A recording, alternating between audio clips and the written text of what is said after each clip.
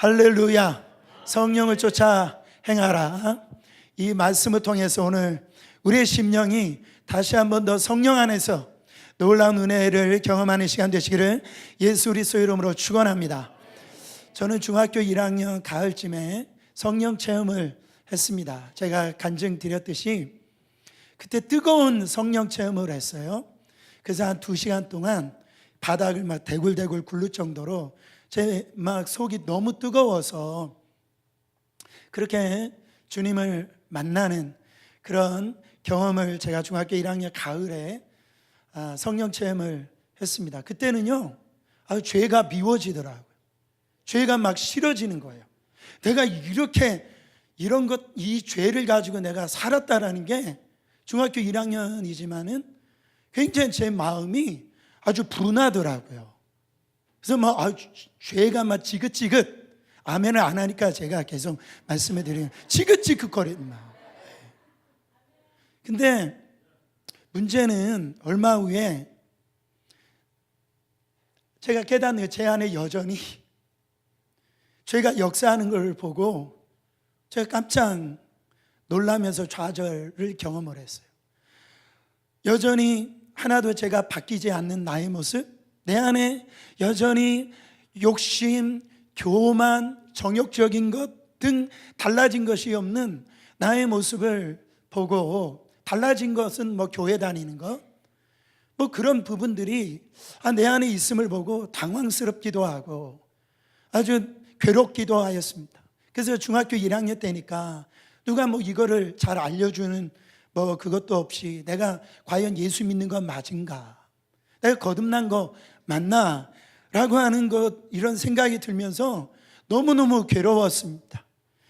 나는 죄 짓지 않고 살고 싶은데 나는 이렇게 정말 죄악 가운데 내가 빠지면서 살고 싶지 않은데 왜 내 마음 안에서 이렇게 죄를 짓고 싶은 마음이 일어나고 또 전에 지었던 일들이 왜 나한테 똑같이 나타나는지에 대해 있어서 아주 절망하고 제 스스로가 굉장히 힘들더라고요. 그래서 주님 앞에 나가서 기도하면서 울기를 참 많이 했습니다. 이런 많은 그리스도인들이 예수님을 지금 믿지만은 여전히 죄의 종으로서 이렇게 육체의 소욕에 매여 아주 비참한 인생을 살고 있는 분들이 참 많이 있습니다. 나도 모르게 죄의 유혹 가운데, 죄의 소욕 가운데 내가 살아가는 모습을 보고 나는 정말 주님 만나고 다 버렸다라고 생각했는데, 다 해결받았다라고 생각했는데 또다시 그 속에 내가 빠지는 나의 모습을 보고 아주 그냥 수치스러운 마음이 들을 때가 한두 번 아니지 않습니까? 이것이 비근한 저만 경험하는 것이 아니고 아마 많은 분들이, 대부분들이 그런 생각을 실제로 가지면서 그 속에서 아주 겪고 있는 문제라고 그렇게 생각되어집니다. 우리가 예수님의 십자가 보혈로 구원을 받고 하나님의 이렇게 자녀가 되는 것까지는 좋았는데 그 뒤에도 내 안에 죄의 소욕, 육체의 욕심이 여전히 존재한다는 것이 문제라는 거죠. 그래서요, 많은 성도들이 어떤 생각을 갖느냐, 구원받는 것은 구원받는 것이고 죄를 짓지 않고 거룩한 삶을 살기 위해서는 다시 율법으로 돌아가야 된다, 이렇게 생각을 해요.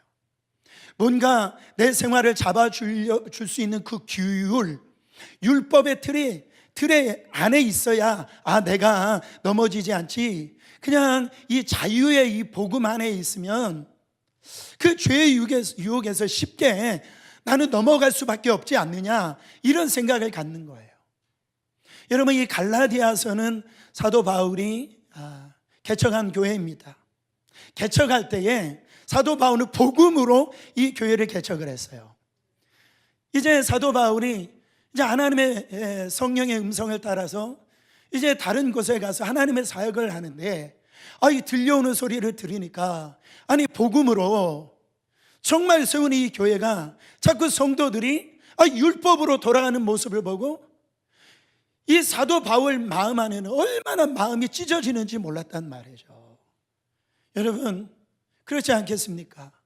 이때 사도 바울이 오늘 그 율법으로 자꾸 돌아가려고 하고 옛 생활로 돌아가려고 하고 옛날 자기 모습으로 돌아가려고 하고 있는 그 믿는 크리스찬들에게 지금 답은 그게 아니라 성령을 쫓아 살아야, 다시 성령을 쫓아 살아야지, 매 순간마다 성령의 소욕을 따라 살아야 승리한다라고 하는 이 진리를 오늘 이 말씀을 통해서 율법이 아니라 성령이다, 그를 지금 강조하고 있는 겁니다.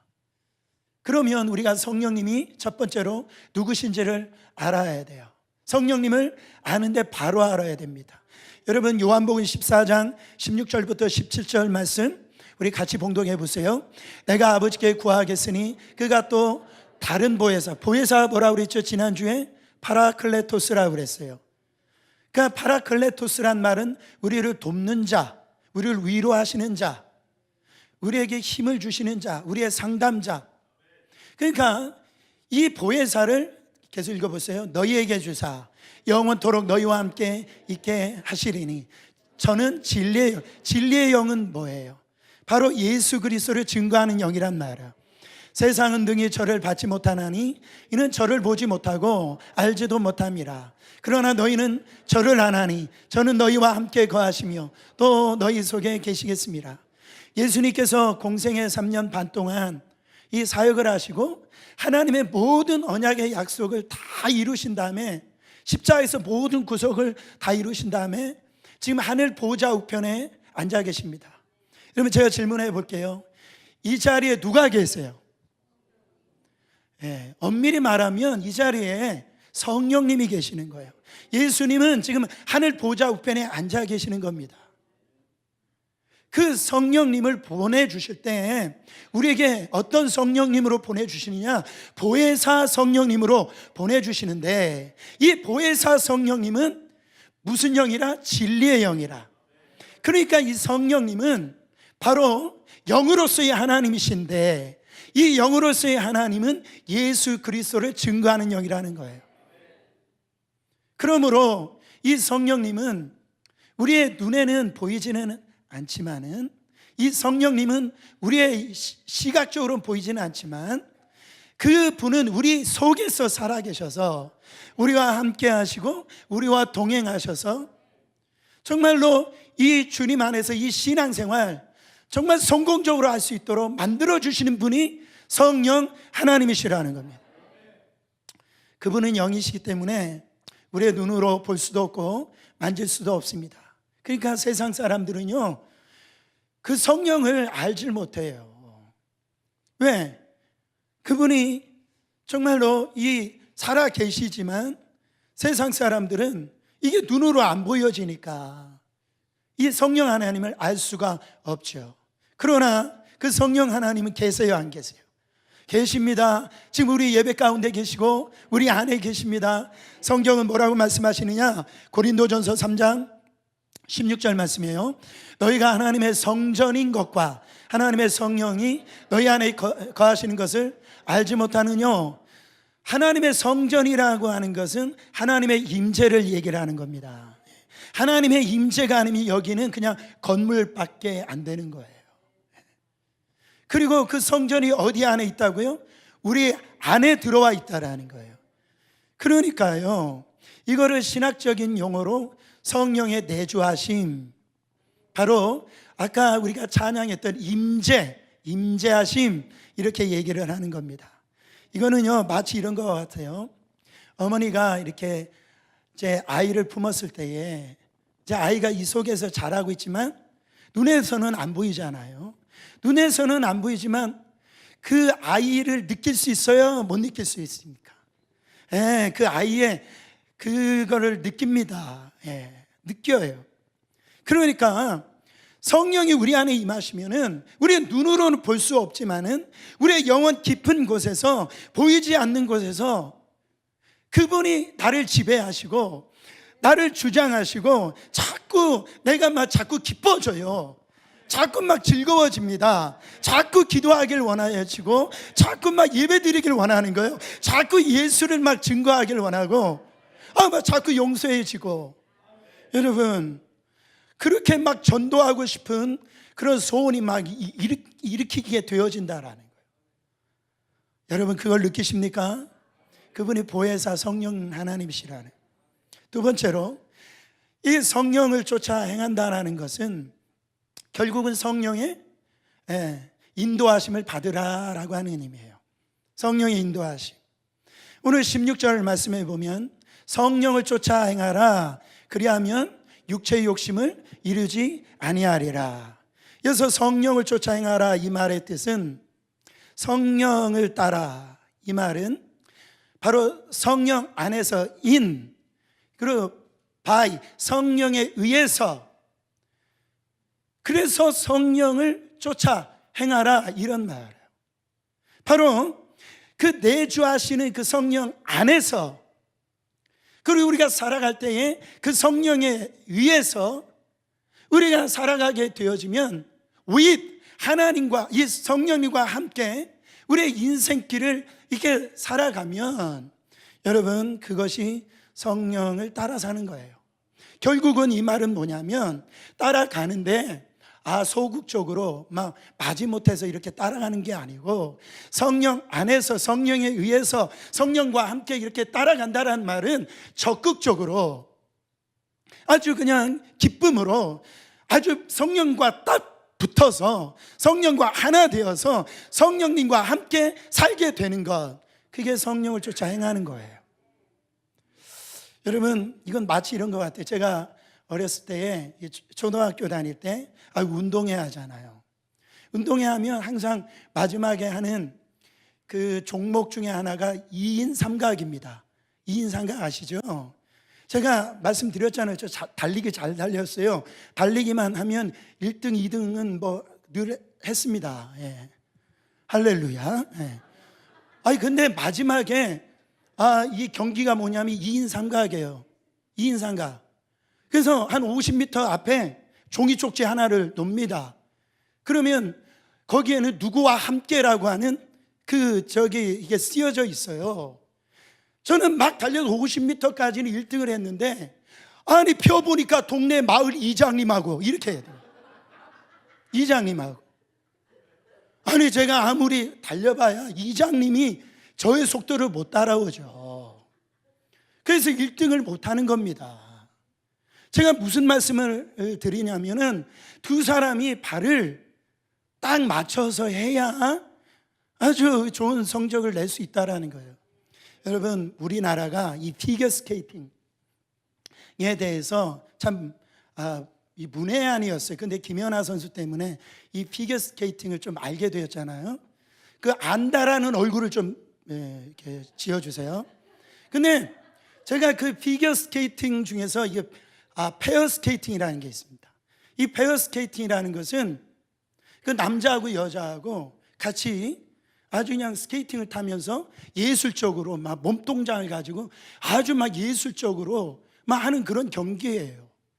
거기 딱 보면은 남자가 손을 딱 내밀면 여자가 손을 딱 붙들고 거기서 막 공중으로 두 바퀴 돌다가 막 그러다가 아주 그냥 거기에서 뭐 아주 그 인도하는데요, 막 공중 점프를 막 이렇게 하고 막 두세 바퀴 회전하는 모습을 보면, 그 얼음판에서요 혼자 서 있기도 힘든데 얼마나 그냥 속도도 얼마나 빠른지, 그게 참 한 쌍의 나비처럼 그런 예술적인 작품을 만들더라고요. 와, 어떻게 저렇게 할 수 있을까? 볼 때마다 신기하고 너무너무 신기해요. 근데요, 대부분의 이 페어 스케이팅 하는 선수들은요 결국은 결혼을 한답니다. 같이 통계적으로 보면. 왜요? 같이 먹고 같이 자고, 같이 안 잤죠 그때는. 참 같이 연습하고 완전히 뭔가 이렇게 하나가 돼가지고 호흡을 맞추기 때문에 마치 한 사람의 동작처럼, 그렇잖아요? 자연스럽고 조화스럽고 아름다운 예술 작품을 이렇게 만들다 보니까 그렇게 결혼하게 되더란 말이죠. 여러분, 우리가요 성령을 쫓아 행한다라는 것은 그 내주하시는 그 성령님 안에서 우리가 24시간 그분과 같이 사는 거예요. 그렇게 살면서 그분의 음성을 듣는 겁니다. 그리고 그분과 인격적인 교제를 이렇게 나누는 거예요. 그러면 그분이 가르쳐 주시고 그분의 방향대로 우리가 이끌림을 당하는데, 적극적으로 이거를 이끌림을 당하는 것을 순종이라고 그러는 거예요. 성령님과 함께 이렇게 살게 되어지면, 그런 내가 하고 싶어서 그런 게 아니고 그렇게 우리를 인도해 가신다라는 거죠. 보세요. 18절 말씀 다시 한 번 더 읽어보길 원합니다. 너희가 만일 성령의 인도하신 바가 되어지면 율법 아래 있지 아니하리라. 성령을 인도하신다라는 게 뭡니까? 결국은 성령님께 우리의 자신을 모두 맡긴다라는 거죠. 전폭적으로 맡긴다라는 거죠. 이 말은 성령께서 주체가 되어지고 우리는 따라가는 자. 기차를 볼 때 이 객차가 있잖아요. 그게 이제 그거를 따라서 모든 이 기차가 이렇게 쫓아가는 것처럼 그런 인생을 말하는 거예요. 이 말은 뭡니까? 이런 거와 같아요. 우리가 이렇게 자전거를 배울 때나 뭐 수영을 배울 때, 아니 어떤 운동을 배울 때 항상 가르쳐 주는 사람이 뭐라고 얘기합니까? 힘 빼라고 그러잖아요. 힘 빼. 근데 초보들은 말이죠, 힘이 너무 들어가 있어요. 그래서 자전거를 탈 때도 그 자전거가 가는 방향으로 몸을 기울이면 절대 안 넘어집니다. 근데 자기 힘으로 안 넘어지려고 자꾸 그냥 이 반대편으로 자기가 힘을 쓰면 넘어지게 되어 있어요. 수영도 마찬가지입니다. 수영을 잘하는 사람들은 그 물결에 자기를 이렇게 맡겨요.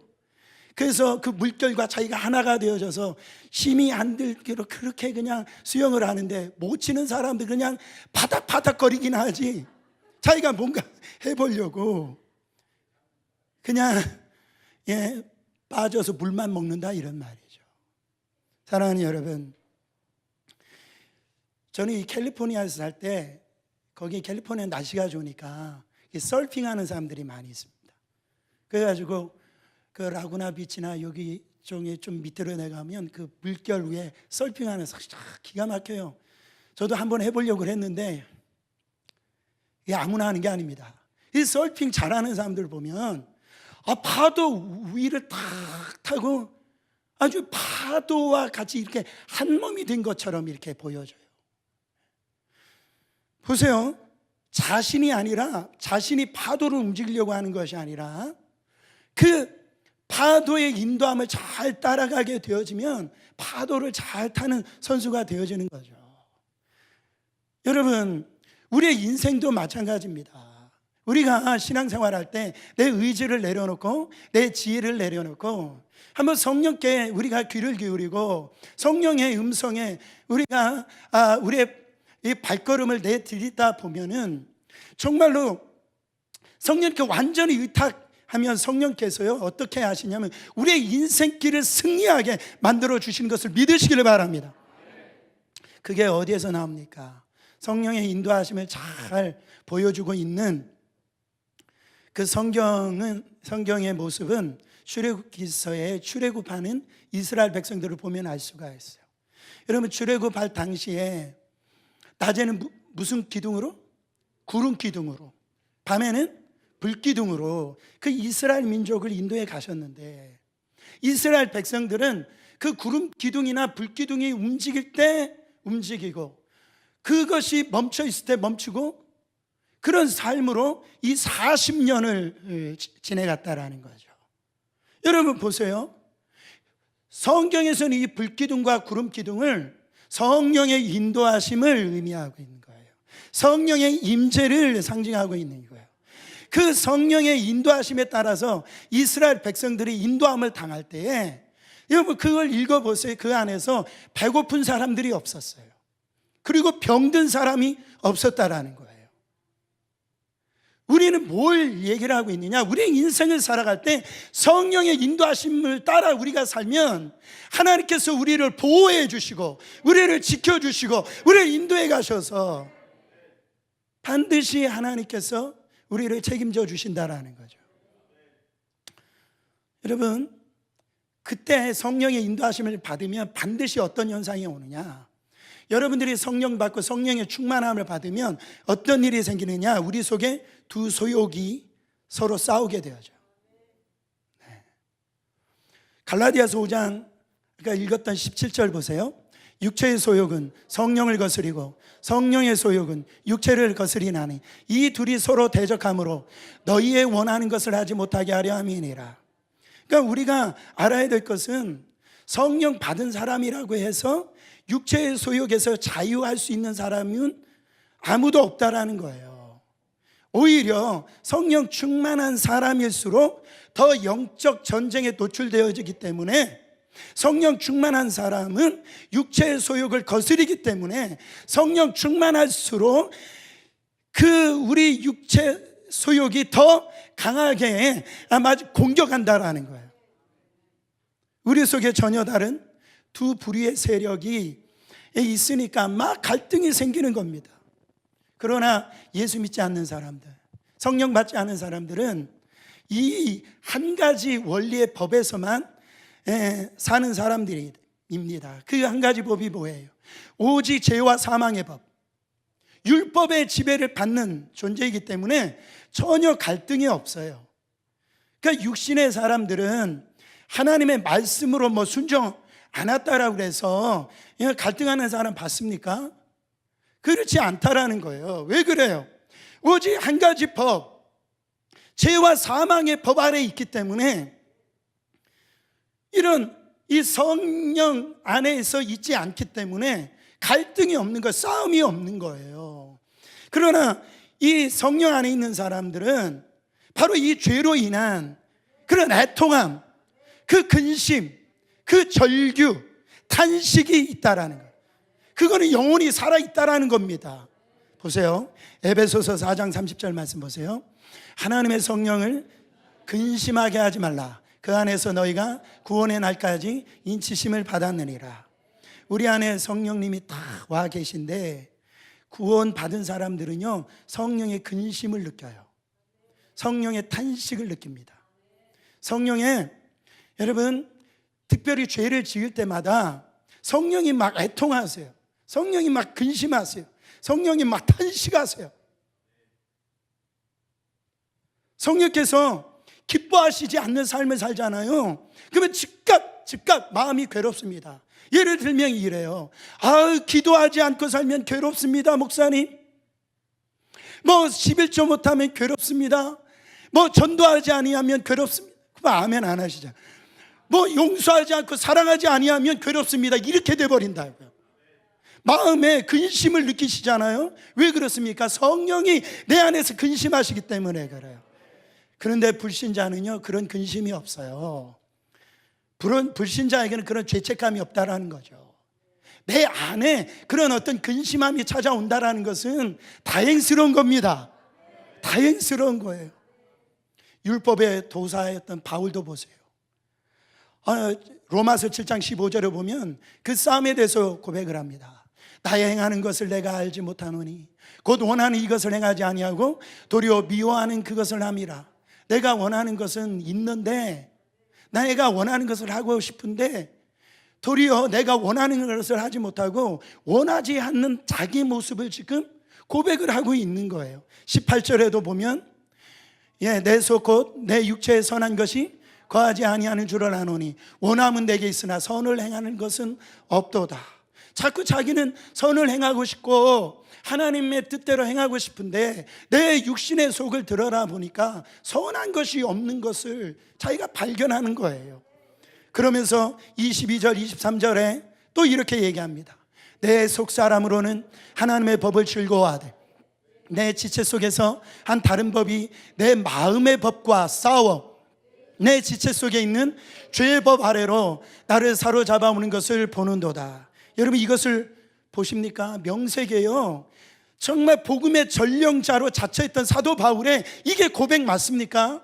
지난주에 엘리야 고백 맞아요.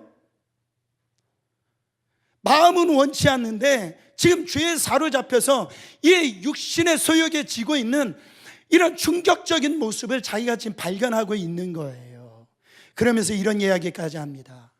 혹시 여러분들이 보시기에 어처구니 없는 일을 사도 바울이 행하고 악한 일을 행하면 그거 내가 한 거 아닙니다.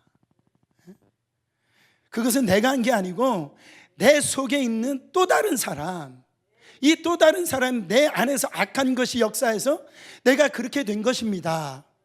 그렇게 얘기를 합니다.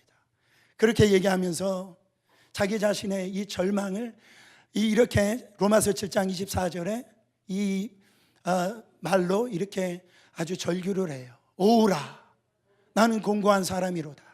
이 사망의 몸에서 누가 나를 건져내랴. 이 여러분들 중에서도 이 사도 바울과 같은 이 똑같은 심정을 가지고는 예배에 나오신 분들이 계십니다. 예. 여러분들 지금 어떻게 살고 계세요? 죄인지는 분명히 알아요. 이게 하나님의 뜻이 아닌 줄을 압니다. 이거는 하나님이 기뻐하시는 일이 아닌 줄은 아는데 내 마음은 그게 원인데 내가 행하는 모습을 보면 내가 원하지 아니하는 쪽으로 지금 행하고 있는 자기 자신의 절망을 보면서 오 하나님, 내가 어떻게 해야 됩니까? 그런 절규가 있다는 거예요. 그래서 내가 너무 가증한 거 아닌가. 여러분, 그러나 그 고백이 진실된 고백이라는 거예요. 이 고백이 바울의 위대함입니다. 저는요, 이 바울의 고백을 들으면서 정말 영적 지도자들은 참 진실해야 되는구나, 솔직해야 되는구나. 아무리 사람들이 자기 사도 바울을 막 추종하고 떠받치고 부추겨도 바울은 정직하잖아요. 그 내면의 고백을 숨김없이 얘기를 하잖아요. 죄 안 짓는 척하고 뭐 거룩한 척하고 그렇게 하다가 나중에 얼마나 많은 사람들을 실족해 만드는 그런 일들이 얼마나 많으냐 말이에요. 그러므로 성령 받아도 성령을 따라 행하는 사람이 있는가 하면 바로 육신을 따라 사는 사람이 있음을 반드시 알아야 됩니다. 그래서 우리가 아무리 성령 충만한다 해도, 아무리 신앙생활 오래 해도 내 안에서 사라지지 않은 육체의 소욕이 있다라는 걸 고백을 해야 되는 거예요. 그래서 우리는요, 그걸 인정해야 되는 거예요. 우리의 내면의 연약함, 내면의 정말로 이 약함을 인정하면서 그렇게 조심하면서 살아야 되는 거예요. 이것이 바울의 솔직한 고백입니다. 정말 사도 바울 같았으면 고민, 문제 뭐 이런 것이 아무것도 아니고 날마다 할렐루야 할렐루야 뭐 이렇게 찬송 부르며 흔들리지도 않을 것 같은데 바로 그러지 않았다라는. 여러분, 제가 솔직하게 하나 고백 좀 드리려고 그래요. 제가 지금까지 지켜왔던 한 가지, 어떻게 보면 철칙이 하나 있어요. 이것 때문에 간혹 오해를 받기도 합니다. 그건 뭐냐면, 제 신방을 갈 때나 뭐 언제든지 제 차에는 여자를 홀로 태우지 않습니다. 절대로. 그러니까 운전석 옆자리에는 제 사모 아니면 우리 아이들 외에는 절대로 어떤 여성분을 앉히지 않아요. 여러분, 제가 그 전에 교회는 어른들만 4, 5천 명 되는 교회인데 제가 15년을 거기서 목회를 했습니다. 여러분, 참 제가 이 철칙을 지켰단 말이에요. 아무리 제가 어떻게든지 할 수만 있으면 제 차 옆에는 여자분을 태우질 않아요. 어지간하면 여자분을 또 여자분들이 운전하는 차에 제가 타지를 않습니다. 여러분, 목회하다 보면은 여성분들을 태우고 가야 될 수밖에 없는 상황이 있을 수도 있습니다. 그러면 항상 뒤에 앉히는데, 사실 속은 말이에요, 저 트렁크 안에 태우고 싶은데 그러면 또 상처받잖아요. 그렇게는 할 수 없잖아요. 그래가지고 뭐 제가 뭐 피치 못해서 뭐 권사님들이라든지 상황 빼고는 어지간해서는 그렇게 태우질 않아요. 그리고 또한 여자 성도님들에게는 어지간하면 전화를 안 씁니다. 그냥 권사님들 빼고는. 그러니까 제가 전화를 했다, 여자 성도님한테 전화를 했다면 교회 안 나온다든지 뭔가 제가 기도를 많이 하고 전화했다라고 생각하시면 돼요. 어지간하면 제가 이 전화를 제 사모에게, 이 여자 성도들한테는 전화하도록 합니다. 왜? 다 남편들이 있잖아요. 영적인 그 인도자들이, 그 가정이 있잖아요. 그리고요, 여성 혼자 상담하지 않아요. 반드시 여성 성도님들은 바로 제 사모하고 같이 상담을 합니다. 제가 은근히 낯 있잖아요.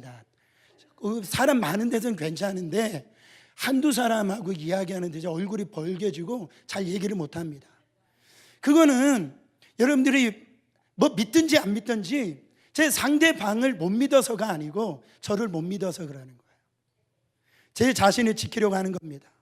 보세요, 바울도 그랬고 이 다윗도 자기 자신을 못 믿는다라고 하는데, 저같이 육체의 소욕을 그 사람들도 어찌할 수 없다라고 하는데 저같이 평범한 목사가 뭐 오죽하겠냔 말이에요. 그렇지 않습니까? 우리가 아무리 성령 충만해도 내 안에 나를 무너뜨리려고 하는 악한 육체의 소욕이 있다는 걸 솔직하게 시인하고 그 연약함을 정직하게 인정하고 조심해야 된다라는 겁니다. 여러분, 과거에 제가 찬양 사역을 오래 했는데요, 그 찬양팀 한다든지 특별히 뭐 성가대든지 뭐 이렇게 청년부 사역자, 이런 유혹이 너무너무 많아요. 왜 그런 줄 아세요? 같이 찬양 오래 하다 보면 또 같이 이렇게 뭐 이렇게 이 사역을 하다 보면은 마음적으로 이렇게 친해지고, 그러다 보면 마음이 이렇게 무너져요. 허물어 경계심이 무너집니다. 그때 육체의 소욕이 우리의 마음을 잡아먹는단 말이에요. 자기도 모르는 순간에. 저는요, 조금 냉정한 게 낫다라고 생각합니다. 저는 여러분들에게 따뜻한 목사가 되고 싶어요. 따뜻한 목사가 되고 싶습니다. 근데 이런 것 때문에 만약에 여러분들이 저를 아주 뭐라 그럴까, 이렇게 차가운 목사다, 냉정한 목사라 평가하신다라면 전 그 소리 감사하겠습니다.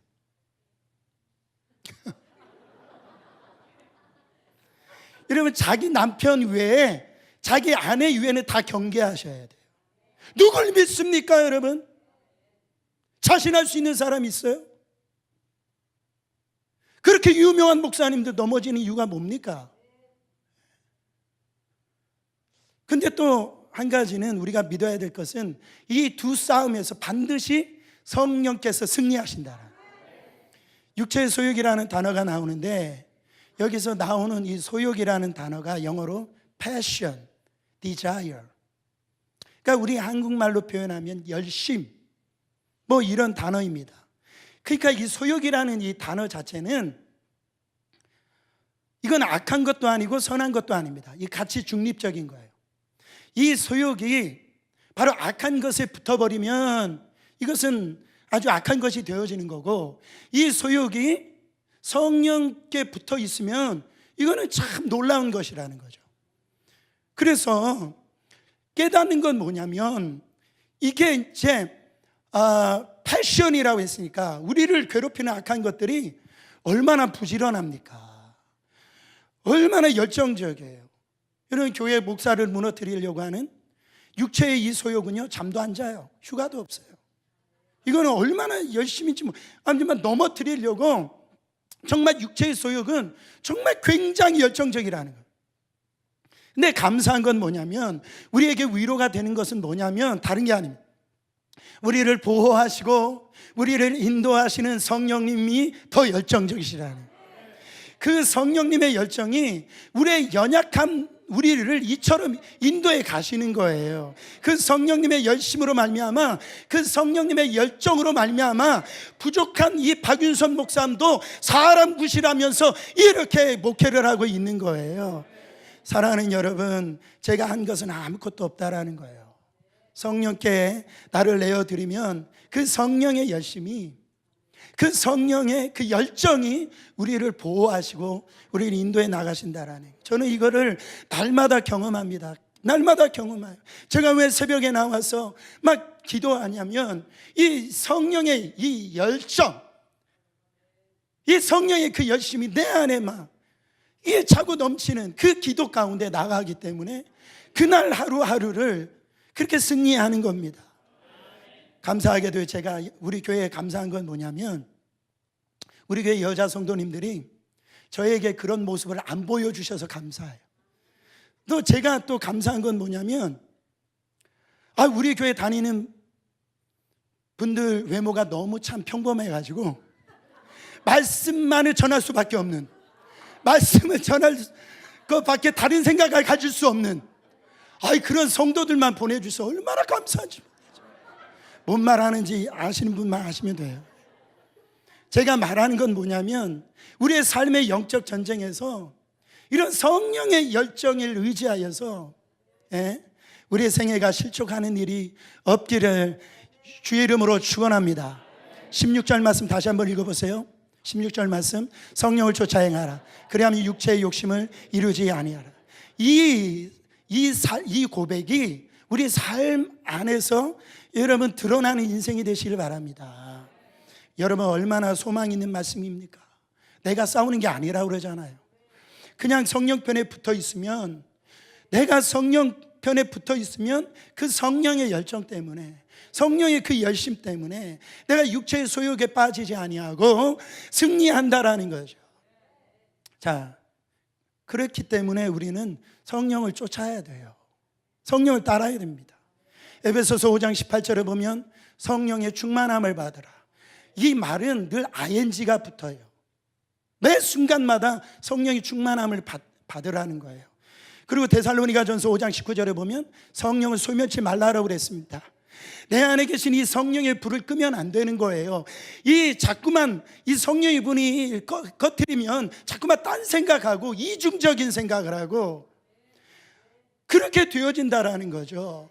오히려 늘 이 성령을 쫓아서 내 안에 이 성령의 불이 활활 타올라서 성령의 권능으로 충만해지시는 여러분 되시기를 예수 그리스도 이름으로 축원합니다. 여러분, 네 번째로 이렇게 성령을 쫓아 행하면 성령의 열매를 꼭 맺습니다.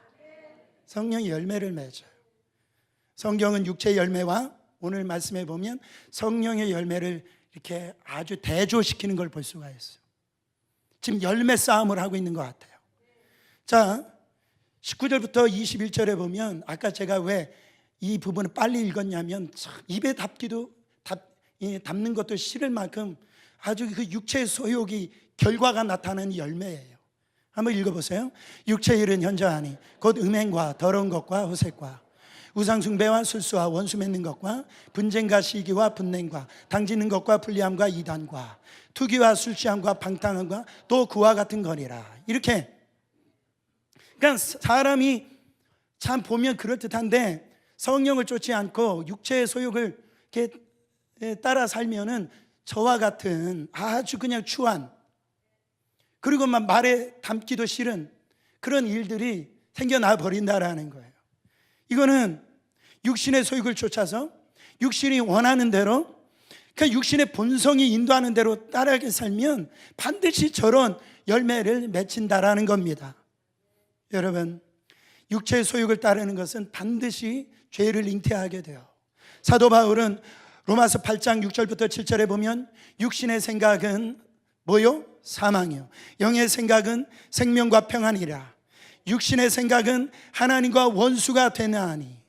그렇게 경고했어요. 그러니까 육신의 소욕대로 살면 그게 사망의 길이라는 거예요. 하나님과 원수되는 길이라는 거예요. 그래서 로마서 8장 13절에 심지어 너희가 육신대로 살면 반드시 죽을 것이라.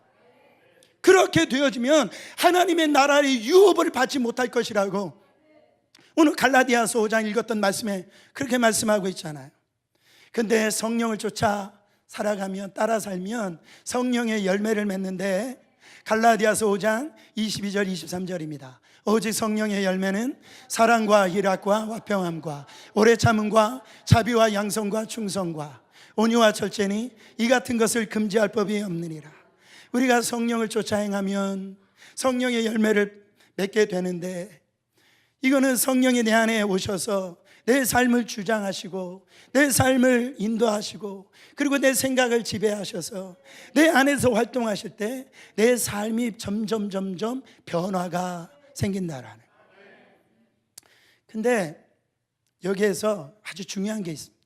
차이점이 있어요. 차이점. 이 19절에 보면 육체의 일은 분명하니 곧 이라 그랬어요. 이게 우리나라 성경의 번역으로 보면 육체의 일 해서 단수로 되어져 있는데 원어적으로 보면 이게 잘못된 번역이에요. 육체의 일들 이렇게. 그래서 육체의 일들을 이렇게 그냥 쭉 14가지로 이렇게 쭉 이렇게 열거하는 항목들이 나오는 거예요. 그런데요, 똑같은 이 성령의 이 9가지의 이 열매를 열거하는데 성령의 열매는 복수잖아요. 복수. 그런데 단수로 표현되어 있다는 겁니다. 단수. 뭐를 의미하느냐? 이 성령의 이 9가지 열매는 우리가 추구하여야 할 9가지 열매가 아니고요, 성령의 열매는 몇 가지다? 단 한 가지란 한 가지. 단수예요. 단수. 그게 뭡니까? 성령을 쫓아 사는 삶, 성령의 열매를 추구하는 것은 오직 예수 그리스도의 성품을 닮아가는 거예요. 예수 그리스도의 마음을 닮아가는 거예요. 그게 성령의 열매라는, 그 예수 그리스도를 닮아가는 그 모습 안에서 나타나는 그런 현상이 사랑이고 희락이고 화평이고 오래참이고 이런 것들이 열매로 나타난다라는 거예요. 마치 무지개가 그 태양의 빛을 딱 받았을 때 7빛깔 무지개로 쫙 펼쳐지듯이 바로 성령이 내 안에 비춰지면 바로 어떤 역사가 일어나냐면 하나님을 닮는 역사가 일어납니다. 하나님을 닮는 마음이 일어나요.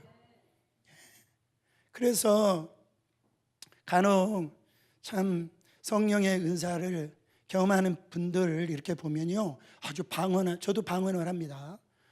참 방언 다 하시길 바랍니다. 그리고 제가 과거에 이 통변 은사 받기를 막 기도를 했었어요.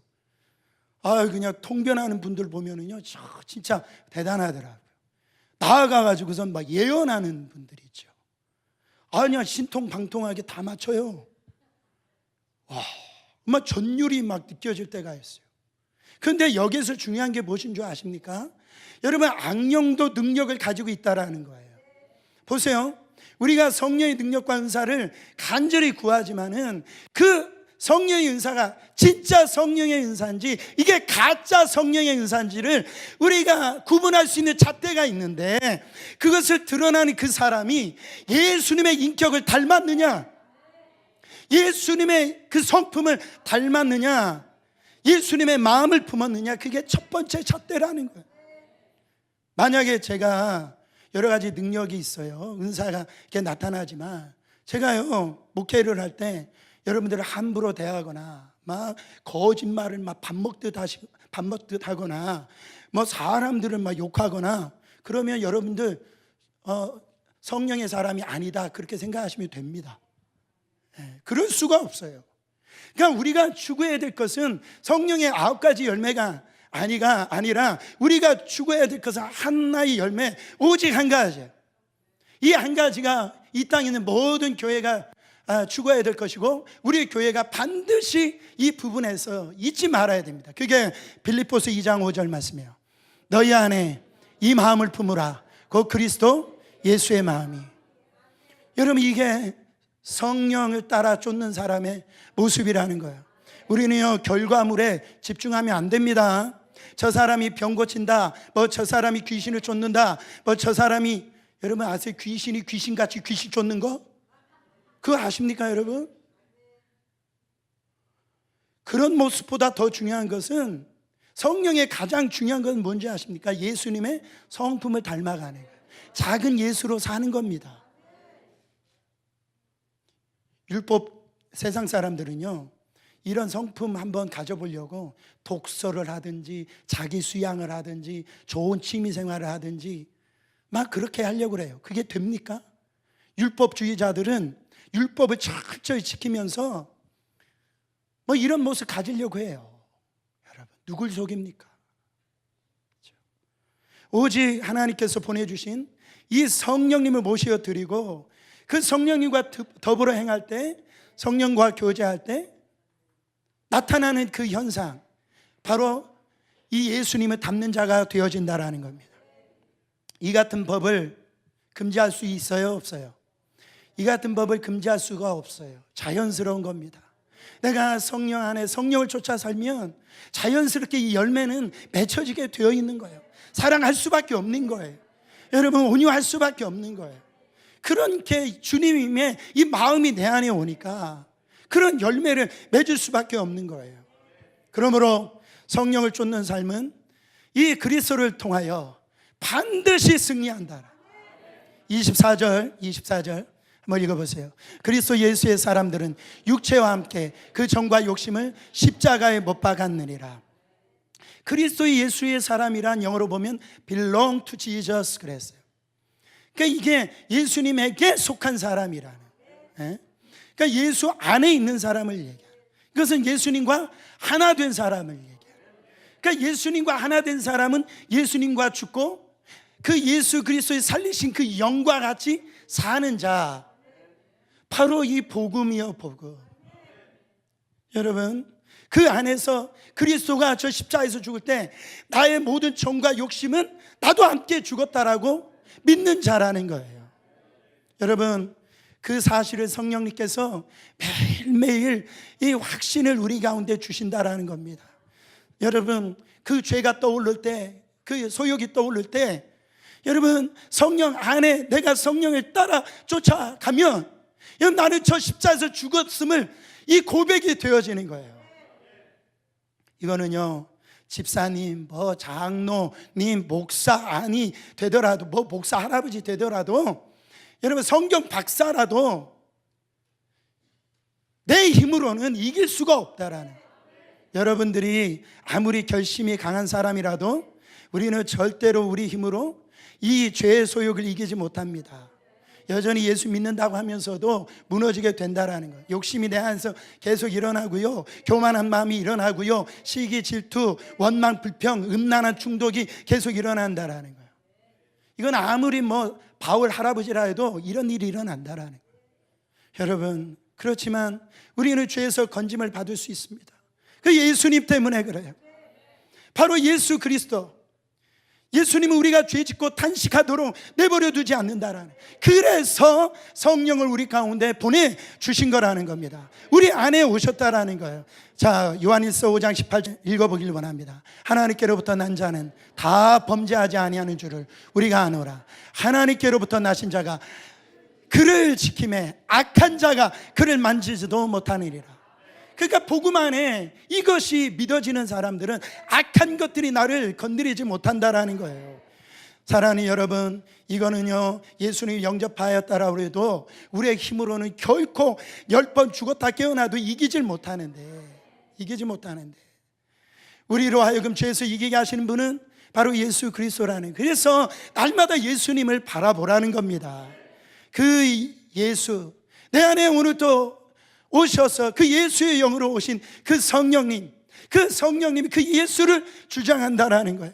우리가 죄와 싸우는 것이 아닙니다. 내가 죄와 싸우는 게 아니에요. 나는 옛사람이 이미 십자가에서 죽었어요. 내 안에 싸우는 것은 내가 싸우는 게 아니라 내 안에 사실은 성령이 싸우게 해야 된다라는, 그때만이 승리하게 된다라는.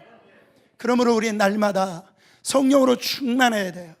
승리는 내가 아니라 그리스도이기 때문에 그래요. 고린도전서 15장 57절 읽고 말씀을 마칩니다. 우리 주 예수 그리스도로 말미암아 우리에게 이김을 주시는 하나님께 감사하오니, 오늘 또 성령을 우리 안에 주신 것 감사하시길 바랍니다. 그래서 이 그리스도를 통하여서 날마다 승리를 주신 그 은혜를 이 시간에 찬양하시길 바랍니다.